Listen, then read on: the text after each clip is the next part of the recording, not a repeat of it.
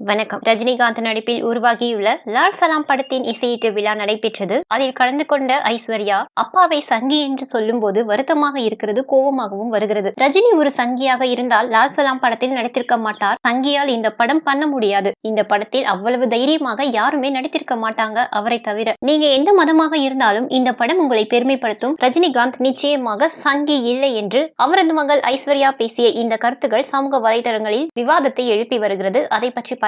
ரஜினி அரசியலுக்கு வருவாரா மாட்டாரா? இதுதான் கடந்த 30 ஆண்டுகளாக அவர் பற்றிய தலைப்பு செய்தியாக வலம் வந்தது. இப்போது அதற்கு கிட்டத்தட்ட விடை கிடைத்து விட்டது. ஆகவே அடுத்த சம்பவம் ஆரம்பமாகி இருக்கிறது. அவர் சங்கி இல்லை என்பதற்கு அவரது மகள் சொல்லும் உதாரணம் அவர் லால் சலாம் படத்தில் நடித்தது. அவர் காலா மற்றும் கவாலியில் கூட தான் நடித்திருக்கிறார். அதன் இயக்குனர் தீவிரமான அம்பேத்கரிஸ்ட். அதை தெரிந்தேதான் அவரது படத்தில் ரஜினி நடித்தார். அப்போது அவர் அம்பேத்கர் பற்றி நிறைய விவாதித்ததாகவும் அவரை பற்றிய புத்தகங்களை படித்ததாகவும் செய்திகள் வெளிவந்தன. ஆனால் அதற்கு பின்னர் எத்தனையோ அம்பேத்கர் நினைவு நாள் வந்தது, பிறந்த நாள் வந்தது. எந்த ஒரு பிறந்த நாளுக்காவது நினைவு நாளுக்காவது அவர் வாழ்த்து சொல்லி இருக்கிறாரா, அவரை பற்றி பேசி இருக்கிறாரா என்பதுதான் முக்கியமான கேள்வி. கடந்த கால ரஜினியின் ட்ராக் ரெக்கார்டை கூர்ந்து கவனித்தால் அதற்கு விடை கிடைக்கும். ரஜினி தனது சினிமா வாழ்க்கையை சரியாக வகுத்து வைத்துள்ளார். காலத்திற்கு தகுந்த மாதிரி யார் ட்ரெண்டில் இருக்கிறார்களோ அந்த இயக்குனர் பக்கம் தலை வைப்பார், வாய்ப்பு கொடுப்பார், அவரை அதன் மூலம் சினிமா உலகில் தக்க வைத்துக் கொள்வார். அப்படித்தான் அவர் RV உதயகுமார் எடுத்த எஜமான் பக்கம் வந்தார். அப்படித்தான் ஒரு காலகட்டத்தில் காலா மூலம் ரஞ்சித் பக்கம் வந்தார். அப்படித்தான் இப்போது லால் சலாம் பக்கம் வந்திருக்கிறார். அவரை பொறுத்தவரை சினிமா குதிரையில் அவர் ஏறினார், அது ஜெயிக்க வேண்டும், பல கோடிகள் புரள வேண்டும். அப்படியெல்லாம் இல்லை. அவர் கதைக்காக தான் படங்களில் நடிக்கிறார் என்றால் அவர் தொடர்ந்து வள்ளி மாதிரியான முயற்சிகளை செய்திருப்பார். ராகவேந்திரா மாதிரியான சன்னியாசி கோலத்தில் வலம் வந்திருப்பார். பாபா மாதிரி புதிர் படங்களில் நடிப்பதோடு நின்றிருப்பார். கட்டாயம் ஜெயிலர் பக்கம் வந்திருக்கவே மாட்டார். 1998 ஆண்டு வள்ளுவர் கோட்டத்தில் நடந்த திரைப்பட விருது விழாவில்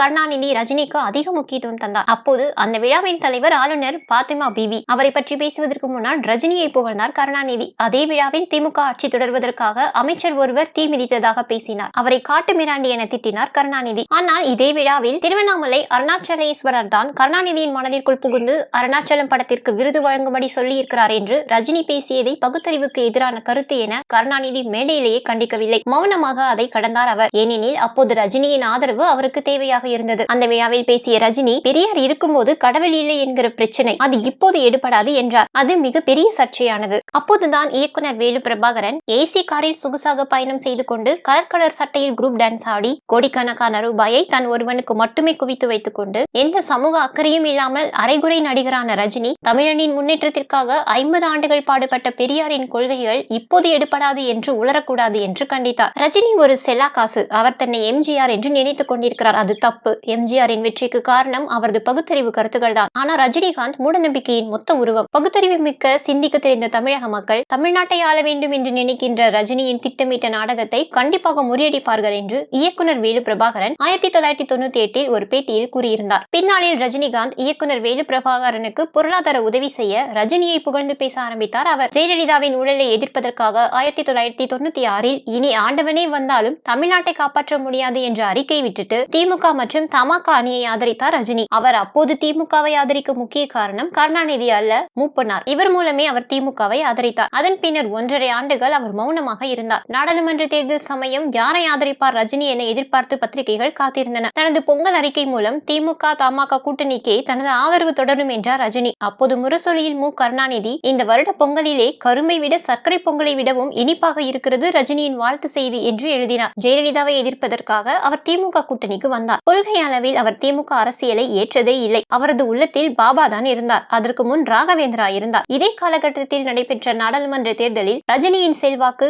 திமுக தமாக கூட்டணியை காப்பாற்றவில்லை. ரஜினியின் பழைய செல்வாக்கு இப்போது இல்லை, அவரது செல்வாக்கு சரிந்து விட்டது என்று பேச்சு அடிபட்டது. அப்போது உயிருடன் இருந்த பத்திரிகையாளரும் திமுக ஆதரவாளருமான சின்ன குத்தூசி பகுத்தறிவு கொள்கையை பேசிக்கொண்டு மூகாம்பிகை கோயிலுக்கும் போய்கிட்டு இரட்டை வேஷம் போட்டுக் கொண்டிருந்த எம்ஜிஆரை விட ரஜினி வெளிப்படையானவர். அவர் தன் ஆன்மீக அடையாளத்தை மறைத்ததே இல்லை என்று சொன்னார். இவர் இப்படி சொன்னதற்கு காரணம் வெளிப்படையானது. ரஜினி அப்போது திமுக அணி ஆதரவாளர். ரஜினியால் லால் சலாம் படத்தில் நடிக்க முடியும், ஆனால் பெரியார் படத்தில் நடிக்கவே முடியாது. அவர் அதை ஏற்கவே மாட்டார். வள்ளி படம் வெளியான காலத்தில் விரைவில் நிம்மதியாக நான் இமயமலைக்கு போய் தங்கிவிடுவேன் என்றார். ஆனால் அப்படி எதுவுமே நடக்கவில்லை. அது நடக்காது என ரஜினிக்கும் தெரியும். பல கோடிகளில் சம்பளம் வாங்கும் அவர் அந்த குற்ற உணர்வில் இருந்து தப்பிக்க சாமியார் வேடம் போடுகிறார் என்கிறார்கள் அவரை அறிந்த பலர். தமிழ்நாட்டில் தான் 1970களுக்கு பின் ரஜினி வாழ்ந்து வருகிறார். இருந்தாலும் அவர் தமிழ்நாட்டு அரசியலுக்கு எதிர்நிலையில் தான் நின்றிருக்கிறார். அவர் ஆன்மீகவாதியாக இருப்பதில் தவறே இல்லை, அது அவரது உரிமை. கடந்த கால அவரது கருத்துக்களை எடுத்து ஆராய்ந்தால் அவர் பெரியாரை விமர்சித்த அளவு அளவு வலதுசாரி அரசியலை விமர்சித்ததே இல்லை. ஆன்மீகத்தை வைத்து நடந்த கோத்ரா ரயில் எரிப்பு அரசியலை விமர்சித்ததே இல்லை. ராமர் சிலையை உடைத்தார் பெரியார் என அவரை சமீபத்தில் விமர்சித்திருந்தார் ரஜினி. அதே அளவுக்கு அவர் ராமர் பெயரை வைத்து பிற மதத்தினர் மீது நடத்தப்பட்ட அடக்குமுறைகளை கண்டித்ததே இல்லை. மௌனமாகத்தான் அதை அவர் கடந்தே சென்றிருக்கிறார். கோவை குண்டுவெடிப்பில் ரஜினி சொன்ன கருத்துக்கள் மிகப்பெரிய சர்ச்சையை கிளப்பின. ஆனால் கோத்ரா பற்றி அவர் ஏன் அதிகம் பேசவில்லை என்பதில் தான் ஒளிந்திருக்கிறது சூட்சமம். ஆரம்ப காலங்களில் ராகவேந்திராவை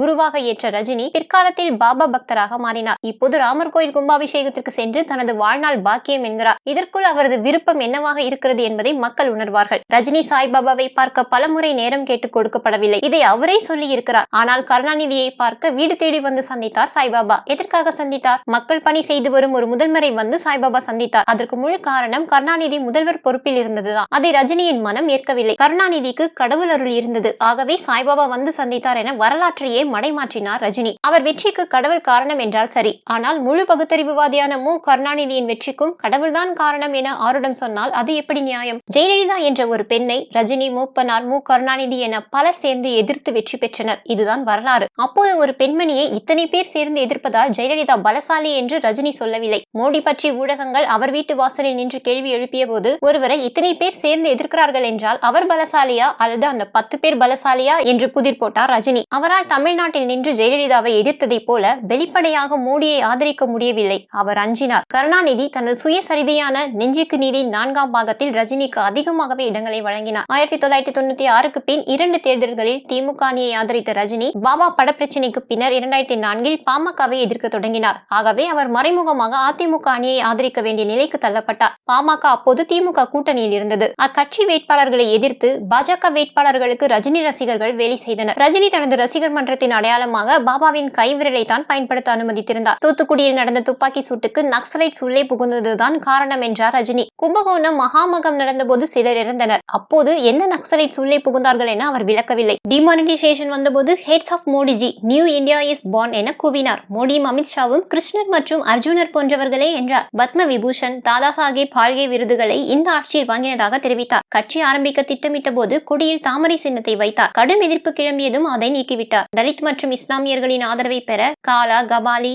லால் சலாம் படங்களில் நடித்தார். பாஜக இந்துத்துவ ஆதரவாளர்களான துக்ளக் குருமூர்த்தி, அர்ஜுனமூர்த்தி ஆகியோரை ஆலோசித்து அரசியல் கட்சி முடிவுகளை எடுத்தார். துக்ளக் படிப்போருக்கு மூளை ஜாஸ்தி என்றார். உலக அரசியல் இல்லாத ஆன்மீக அரசியல் எனும் தத்துவத்தை கண்டுபிடித்ததாக தெரிவித்தார். மணிப்பூர் கலவரம் உள்ளிட்ட விஷயங்களில் பலத்த மௌனம் காத்தார். மாமிசம் சாப்பிடுவது உடல் நலனுக்கு கேடு என்றார். போராட்டம் செய்த மக்களை சமூக விரோதி என்றார். காலம் காலமாக திருவண்ணாமலை உள்ளிட்ட தமிழக பகுதிகளில் பிரசித்தி பெற்ற சித்தர்கள் இருந்தும் குடுகுடுவென உத்தரப்பிரதேசத்துக்கு ஓடிப்போய் யோகி ஆதித்யநாத் காலில் விழுந்தார். ராமர் கோவிலுக்கு அழைப்பு வந்ததும் முதல் நாளாக ஓடிப்போய் முதல் வரிசையில் அமர்ந்து மோடிக்கு கும்பிடு போட்டார். இப்படி ரஜினியின் கடந்த கால டிராக் ரெக்கார்டை ஆராய்ந்தால் அவர் யார் என புரியும். அதில் அவர் சங்கியா இல்லையா என தெளிவாக தெரியும் என்று சமூக வலைத்தளங்களில் ரஜினியின் மகள் தன்னுடைய அப்பா சங்கி இல்லை என்று சொன்ன கருத்துக்கு பலரும் தங்கள் விமர்சனங்களை முன்வைத்து வருகிறார்கள். இதை பற்றி உங்களுடைய கருத்துக்களை உங்கள் கமெண்ட் செக்ஷனில் தெரியப்படுத்துங்கள். நன்றி, வணக்கம்.